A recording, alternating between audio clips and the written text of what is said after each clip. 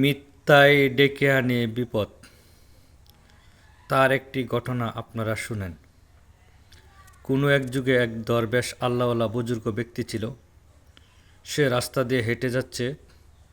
যাওয়ার পথে এক ঠেলাওয়ালার সাথে সাক্ষাৎ হলো।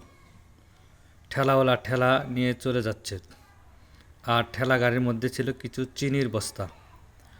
দরবেশ ব্যক্তি জিজ্ঞাসা করলো, আচ্ছা ভাই, তোমার গাড়ির মধ্যে কী আছে? ঠেলাওয়ালা চিন্তা করলো, আমি যদি সত্য কথা বলি তাহলে হতে পারে হুজুর যদি চিনি আমার কাছে চেয়ে বসে, ছল করে বসে।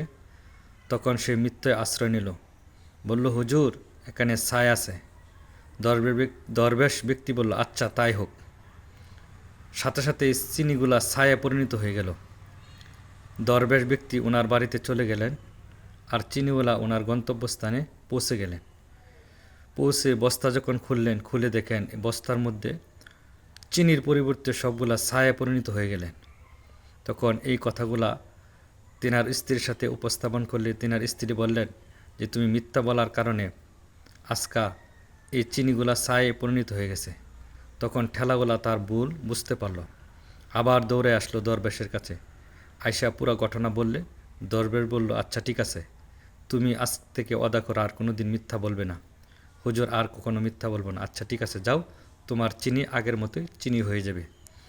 এই ঘটনা বলার মুখ্য উদ্দেশ্য হলো, আমি আপনি অল্প স্বার্থের জন্য অনেক সময় অনেক ধরনের মিথ্যা কথা বলে ফেলি, আর মিথ্যা কিন্তু আমাদের অনেক বড় বিপদ ডেকে আনে। এজন্য মিথ্যা হলো সকল পাপের মূল। মিথ্যায় ডেকে আনে বিপদ। আমরা সবসময় মিথ্যা থেকে দূরে সরে থাকব, সত্যের আশ্রয় গ্রহণ করব, ইনশাআল্লাহ।